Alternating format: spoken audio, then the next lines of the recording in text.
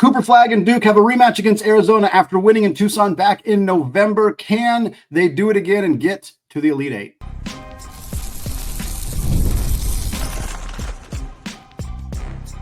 You are Locked On College Basketball, part of the Locked On Podcast Network.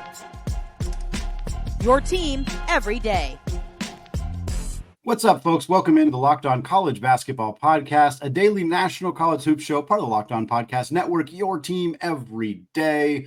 I am your host, Andy Patton, joined today by the great Leif Thulin. You are joining us at the place to get your college basketball content every single day. I don't think we've missed a day in March this month. So excited to keep getting you content as we narrow down the Sweet 16 to the Elite Eight over the next couple of days. Want to give a special shout out to our everyday listeners and those of you hanging out with us in the Locked On College Basketball Discord channel. We appreciate you joining us throughout this season.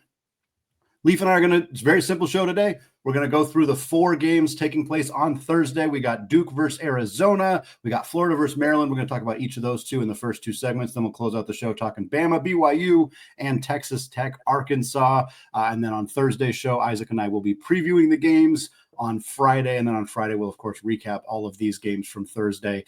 Lots going on in college basketball, tons of coaching carousel stuff, tons of transfer portal stuff already. We're going to get big old recaps of that stuff later this week. But right now, we are focused on the Sweet 16 and the teams still hanging out here in the NCAA tournament. Leif, we're going to start here with arguably the most exciting game. At least the game with the most notoriety with Duke, as they've been the most well talked about team in this tournament up to this point, especially with the Cooper Flag injury. How's he going to come back from that? He looked great in their first couple of games. But Leif, I want to talk about a different player from Duke and the impact he might have in this game against Arizona, because Tyrese Proctor has been unbelievably good in these first couple of games of the NCAA tournament. He's made 13 threes in these 2 games combined. He's shooting like 80% from the 3. This is the player that, we kind of thought he might take a leap last year and make this big jump and be a potential NBA guy. Never really happened. And this year we saw kind of snippets of that kind of growth and maturity from him. And now when this team needs him more than they've needed him ever before, he has stepped up and looked unbelievably good in these last few games in the Big Dance. Yeah, so Tyrese Proctor came in as a reclassified freshman and was kind of known as a defensive slasher, like good at getting downhill because he was quick and he was a good defensive player. And then he had a monster game against Tennessee, and you're like, oh, next year lottery pick. Didn't go. Now he's played off ball, even at the beginning of the year, Caleb Foster was the point guard, and he embraced the role as an off ball guard, and Cooper Flag's the initiator. And now he's become a dead eye shooter and a very, very good defender that has never wavered. So I do agree with you. He's kind of the X factor. If he's hot, like, Duke's not going to lose in those games because Cooper Flag creates. Con Knippel is probably the second best scorer on the team. And then if Tyrese Proctor's hitting shots, like, good luck because they're big. You're not going to score that many points on them. And if they're shooting well, watch out, because if Duke doesn't shoot well, that's the chance that you have. Like, in the season, they shot well, and as a percentage, around 37%. They've been a very good shooting team as a whole, but they kind of go through stretches of bad stretches of games, and you can beat them. Well, Tyrese Proctor hasn't missed. Like, I think he's 13 of 16 or something very close to that. He's made 19 threes in his last 3 games, and that's all tournament, single elimination style games. And Tyrese Proctor's been sensational. So if he's hot, watch out. The good thing for Arizona, if you're from the Wildcats perspective, is they have athletic guards. They have guards that can stay in front, and they have wings that can stay in front. And so the penetration doesn't need to be helped as heavily, and you can get out to shooters as much. And regression to the mean does exist. You can't shoot well forever. And I think Arizona athletically is one of the very few teams that can match up with Duke size for size, position for position. I just don't know if they have the requisite skills to beat Duke. Yeah, that all sounds like a quality assessment of the game. And one thing that really stands out to me, you look at Duke, you look at their Ken Pom and just what they've been able to accomplish this year. There's not a lot of weaknesses. There's not a lot of things that Duke doesn't do well. They're good at shooting the 3. They're good at defending the 3. They're good at getting the line. They're good at the 2-point field goal percentage. Their block rates, their turnover rates, all that stuff is excellent. So when you're kind of looking at this team from, again, a analytics perspective or just watching their film and the eye test perspective, there's not a lot of things. But I think you're right. Like, shooting regressions can happen. And certainly if you get an off night for Duke, that's a capability, an opportunity to win. But I think the main thing, and what stands out to me about not even just this matchup with Arizona, but a potential upcoming matchup against Alabama or BYU, which we'll talk about that game a little bit later, is that all the teams left in this region play very fast. They get out in transition. They get up. They're up-tempo teams. BYU and Alabama and Arizona are all teams that like to get out and run. And Duke is a pretty slow-tempo team. They're, according to Ken Pom, 270th in the country in tempo. And so when you see matchups like that where, one team wants to play fast and one team tends to slow it down, it often kind of feels like the team that is able to impose their tempo on the game tends to have an advantage. Not always. I think the St. Mary's Alabama game stands out to me as a game where St. Mary's was fairly successful in slowing down Alabama, but they still weren't able to win that game. But that was their only chance that they had. And I feel like for Duke, like if you can speed them up, if you can get them trying to go a little bit faster to try to play up at your pace, maybe there's an advantage there for Arizona. But there's also a part of me that thinks, if Duke wanted to run and just get out and go, they could probably do it pretty successfully too. Do you kind of see the pace tempo conversation being a factor in this game? Well, I certainly think Arizona wants to play more quickly because if you're playing against Duke's set defense, good luck. Like very good defensively, and they're enormous. Arizona typically in the half court isn't necessarily great, but they do dominate the glass. It's harder to dominate the glass against a team that has the same size as you do, if not bigger. I do think Arizona is a more physically tough on the interior. Like Common Malawach is long. Tobe Awaka is a bruiser. Henry Vasar is also just as big as Common Malawach. So they're different, but I think Arizona can win on the glass, but they'll certainly want to get in transition. Side note, in transition, they need to be significantly better because they botched every fast break they had against Oregon.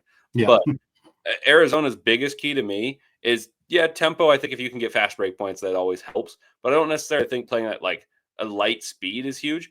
I think the biggest key is how well a guy like Jaden Bradley can get into the paint, put pressure on the defense, and then collapse the defense against a team like Duke, who has good individual perimeter defenders. How well can Caleb Love balance the want and need? I'm not just saying this in terms of like, he wants to score because he's wired to score, but the necessity of him to score with getting other people looks, because you're not going to outscore individually Duke. Like, you're not going to have a performance for the lifetime that beats Duke because they're so well-rounded. You need Carter Bryant to knock down threes. You need Anthony Del Orso to have an impact in this game. So I think Arizona needs to shoot the ball well and stay competitive.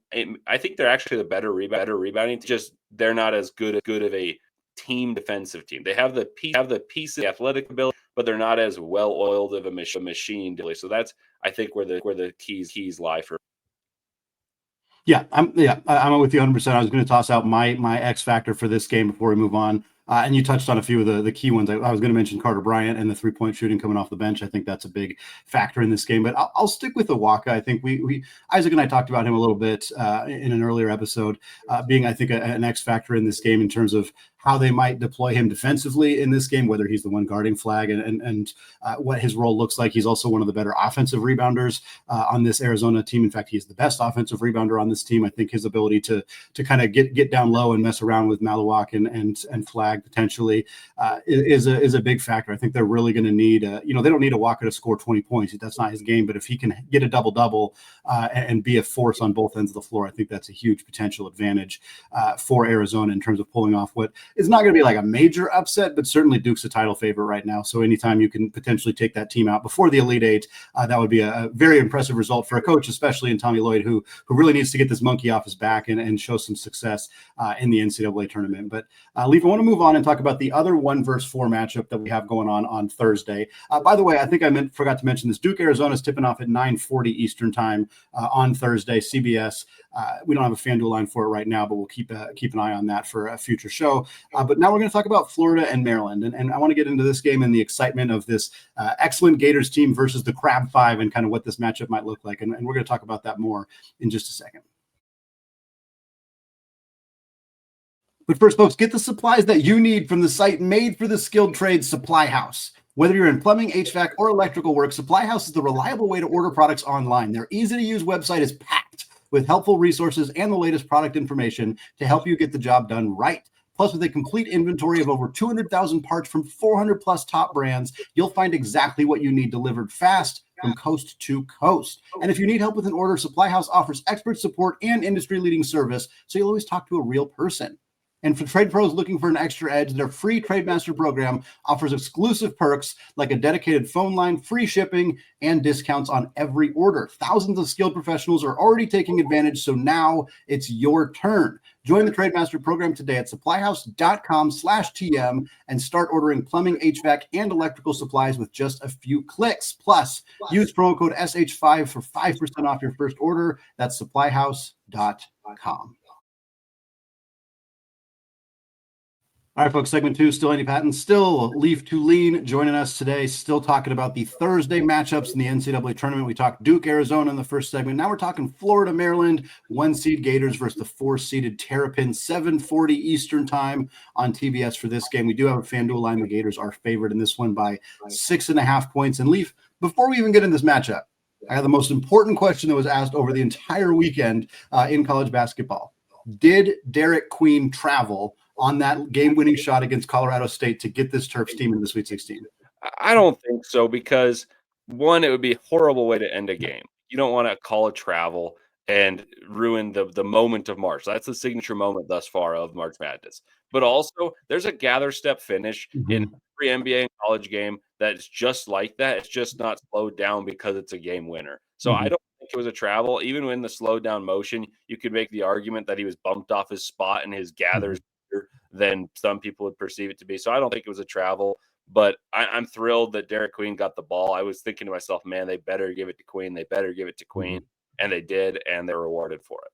Yeah, it was. I'm 100% with you for your first point specifically. That would have been a horrible way for that basketball game to end. And I'm sick for Colorado State. Lake hit an incredible shot that was beautiful, but also I think a key point that doesn't get talked about. The one thing you couldn't do as Colorado State was let Derik Queen go left. I know he shot it with his right hand, but like you cannot let him get to like. They tried. It wasn't bad on ball defense, but letting him get that ball, letting him go to work, that was a very realistic possibility. I'm glad we got a signature March moment, and I'm glad it was Derik Queen, a really fun kid to root for. And now it sets up a fun matchup between Maryland and Florida. And I think it's fun for us because we've talked a ton about Florida, Leif, and we've talked about this backcourt a lot and Walter Clayton and what he's been able to do. But you and I have both been kind of champions of Florida's front court being maybe a little bit underappreciated or underrepresented when talking about this team. And now they get a really big chance to kind of prove it because they go up against a tremendous front court in Maryland, not just Derik Queen, but of course Julian Reese as well. And this Florida team is going to have their hands full up front. But I know you're kind of a champion of this front court for Florida. How do you think that matchup, specifically in the front court, is going to go down on Thursday afternoon?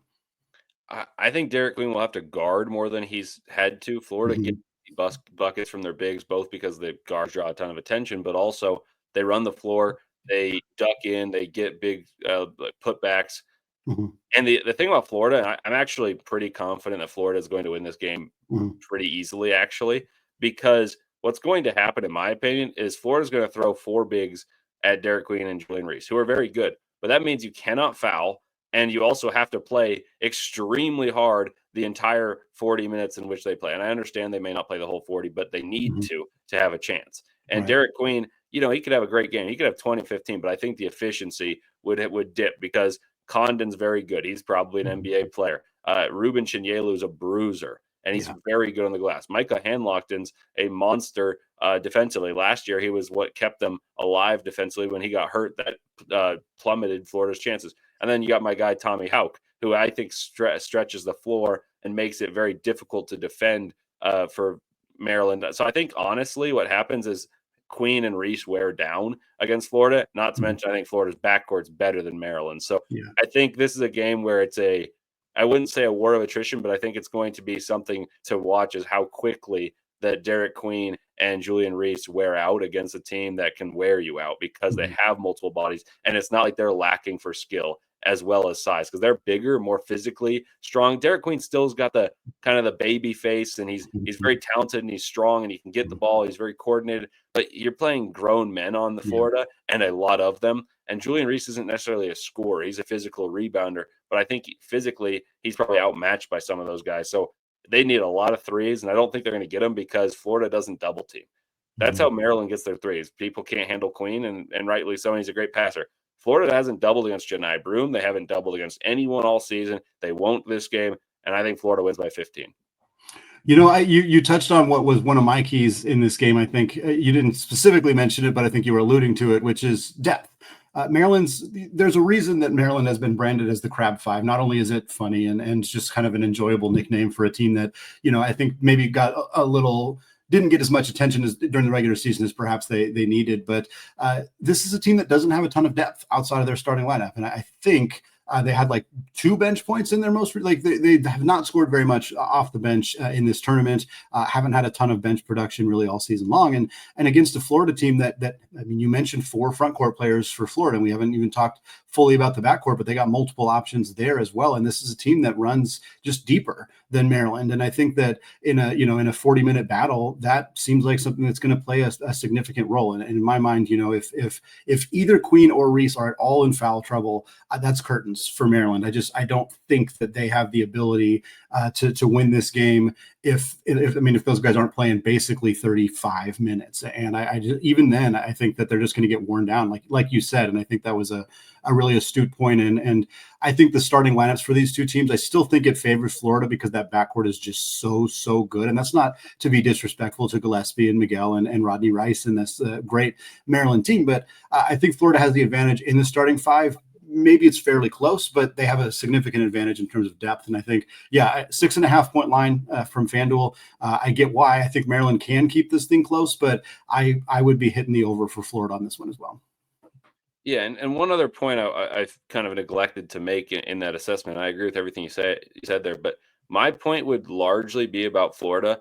Mm-hmm. If Florida plays a game like UConn controls every aspect of that game, like it was at UConn's pace. UConn got more rebounds against the Florida team, and they still find a way to win against the team that was playing their best game of the season. I don't think UConn and Maryland are 2 totally disparate level teams either. Like they're not too different to me, especially in what max outcome is. And Florida, when it mattered most, was able to create the shots they wanted, albeit Walter Clayton hit very difficult ones, but they got steals.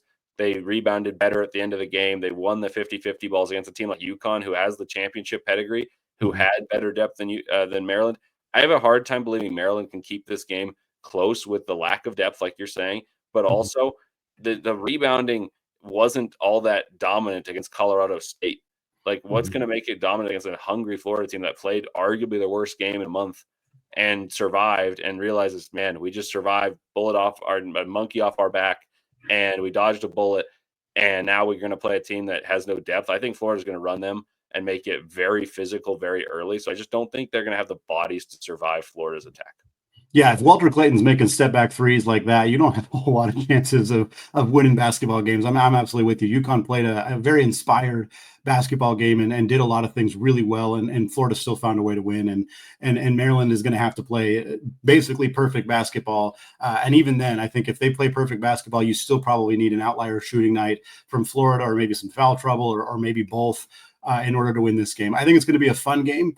I hope that it's close. We have just seen too many games that have been kind of like 10-point leads that kind of maintain 10-point leads that aren't as fun to watch. So I'm hoping we get a close one here. But yeah, I'm with you. I think Florida is going to ultimately be the one that takes this one home. And Leif, we got 2 other SEC teams to talk about who are squaring off on Thursday. We're going to get to this Alabama versus BYU matchup, which could be a 1st to 90 situation. And then we're also going to talk Texas Tech and Arkansas, which should be a fun kind of a little bit grittier game going on Thursday as well. We're going to get to both those matchups coming up here in just a second.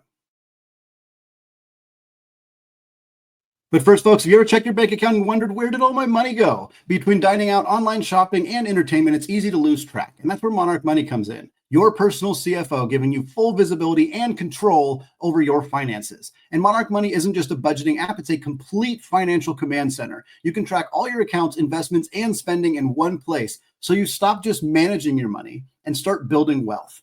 And instead of juggling multiple apps, you can use Monarch to check your finances, track spending, and even plan long-term goals. My wife and I always want to make sure that we are on the same page when it comes to our finances. And thankfully with Monarch Money, that's super easy. You can track shared and personal accounts, set goals, and stay on the same page without all the stress. So take control of your finances with Monarch Money. Use code LOCKEDONCollege at monarchmoney.com for 50% off your first year. That's code LOCKEDONCollege at monarchmoney.com for half off your first year.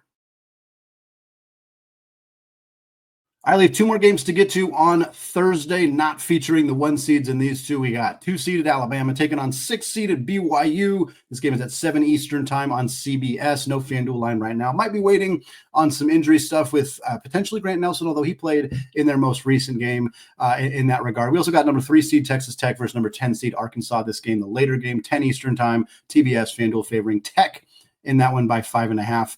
Leif, let's start with the Bama BYU game, because I think a lot of the attention on this game is going to be on the pace, the up and down nature of these two teams, the 3-point shooting, even the backcourt matchups, which I do want to talk about. But I'm really interested in the front court matchup. I think Keba Kaita is a big from BYU that doesn't get nearly as much attention as maybe he should. A lot of people talk about Richie Saunders and Egor Demin and Dallin Hall and their shooting. But to me, in a matchup where you got Big Cliff for Alabama in the front court, I think the Keba Kaita matchup with Cliff is going to be potentially a big X factor in this game. Yeah, I was actually talking to a guy yesterday who was a former coach of BYU, and we talked about this exact matchup, that previous matchups, and even in the Big 12 tournament, with the exception of Houston, Keba was able to dominate the glass and be the physical specimen on the interior that the other team could not match. VCU did have shot blockers, but they didn't have an athlete of the same quality as Keba. And then you look at the other matchup. You look at Wisconsin. Steven Crowell is a good player, but he doesn't have the vertical jumping presence, and no one on Wisconsin, frankly, does. So you look at that matchup and you think, okay, he dominated. So I actually think his impact will be mitigated by the size and dynamic athleticism of Cliff, as well as you look at some of those other guys. Grant Nelson's not the same level of athlete as those guys, but he's long. Jaron Stevenson, long. Aiden Sherrill, big on the interior. I think that he's been what's been able to differentiate BYU from just, hey, that's a hot shooting team, and if they get hot, watch out. He's been able to add a physical presence that can score at the rim, be a lob threat, and then defensively adds a totally different element. So I actually think that's the biggest thing for BYU, is he needs to have a very good game against Cliff. But I think that's where Alabama hangs their hat, is Cliff maybe hasn't been living up to what the transfer portal deemed him to be as the top priority center, but at the same time, he's built a way for them to have a defense. Like, they can play good defense because Cliff's in the middle and he influences enough shots on the interior, and you can hound the ball. So I think that's the biggest key, is winning the matchup. And Keba probably doesn't have the size advantage, and BYU can score. Like, they can go and they can play at the pace comfortably without, deviating from their game plan that Alabama instills against most people. Most people can't run with Alabama and shoot with Alabama. BYU is a better shooting team, and they're willing to take as many as Alabama. They may not be quite as adept at the pace, but it's not like a far cry from the imagination that they could maintain. But I do think their biggest issue will be on the glass against Alabama, because Keba won't be able to patrol the paint in the same way that he has the previous 3 games that they've played. Yeah, and one thing that's interesting to me is kind of sticking with the front court is BYU's been pretty reliant the last couple of years on Fousseyni Traore coming off the bench as kind of this alternate, low post presence. He's not very big. He's like 6'6" power forward, and he plays bigger than his size. But if Keba is going to be so relied on in the front court from his rebounding and just rim protection kind of perspective, I almost wonder if that limits or mitigates the ability to use Traore. I mean, his numbers kind of dipped this year already just because of additional front court options for BYU, and I think he frankly maybe doesn't fit the Kevin Young style as well as he did under Mark Pope. But that's an interesting kind of side element to this game as well, is kind of how that depth option and that kind of go-to bench scorer, how he kind of adjusts to this game where maybe his fit isn't as obvious as it's been in the past. Yeah, I think the way he scores, he fouls out guys. Like, I think he can try to get Cliff into foul trouble with kind of using girth and fakes and trying to be clever in that regard.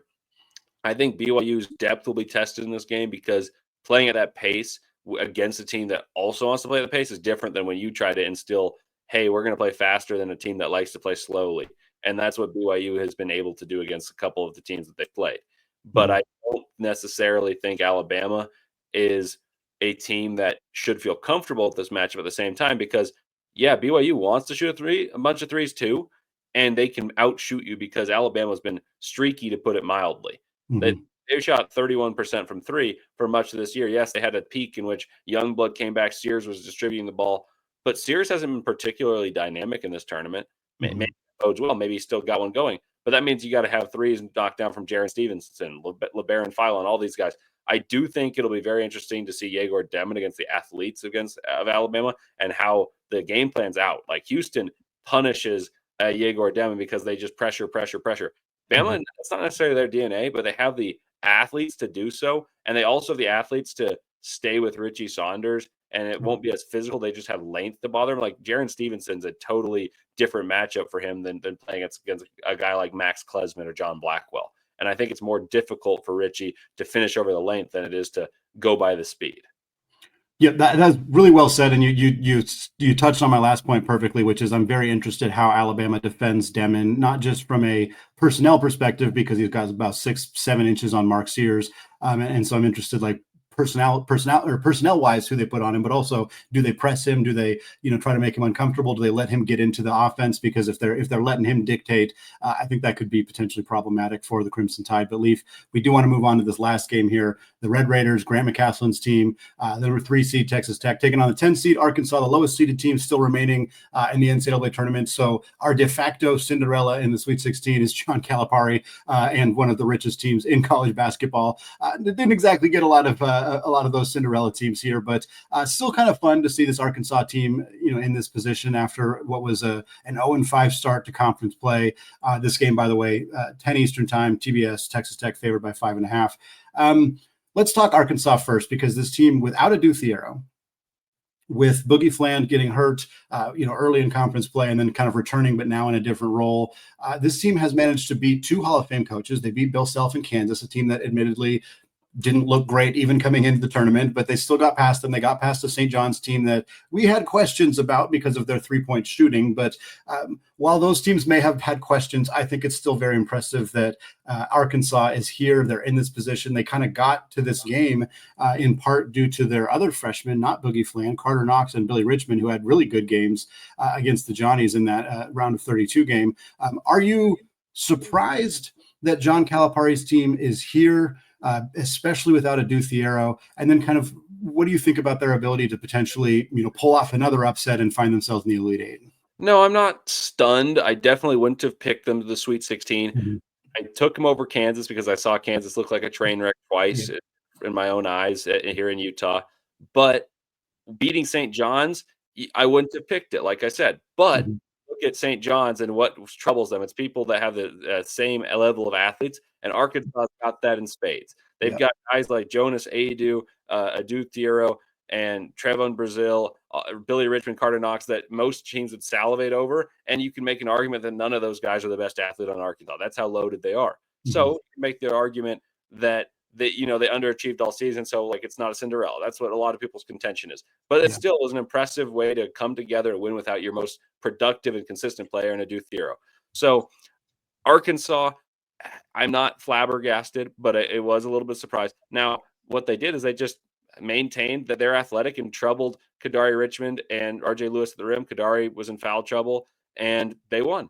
In this game, I actually think they can use that same recipe and put a lot of bodies and start to bother a guy like Toppin, who is very athletically dominant. He plays teams and he starts going to his hook shot, gets to his right shoulder, left-hand hook shot, and he catches dump off. The thing about Texas Tech that makes them different than St. John's is they shoot the heck out of the ball, and they shoot a ton of threes. So you got to pick your poison. If you're going to single coverage, I think Jonas Adu is pretty well equipped to handle that, and I think Arkansas has all the pieces to win this game, but Texas Tech is a very cohesive unit. They shoot the ball well. They won't be shocked by athleticism. They've beaten Houston on their home court. So athleticism and physicality won't bother them, but they have to shoot well, and we don't know if Chance McMillan's playing, and he's their best shooter. So it'll be a big game for Darion Williams and the likes of Texas Tech's scorers who can do both score from the perimeter and on the interior.